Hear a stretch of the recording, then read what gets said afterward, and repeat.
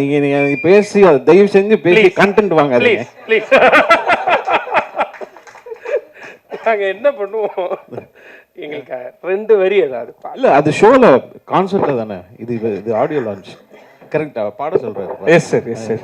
என்ன yes sir, நீ தான் கேட்டு வாங்கி. அவர் என்ன சொன்னார்னே எனக்கு கேட்கலப்பா. 2 வரி பாட சொன்னேன், அது கான்செப்ட் சார். அது கான்செப்ட்ல கான்செப்ட் இசைமழை நனைய தயாரா? நீ சிரிக்கின்ற போதிலும் நீ அழுகின்ற போதிலும் வழி துணை போலவே நான் இசையுடன் தோன்றுவேன். I'll be there for you. I'll be there for you. I'll be there for you.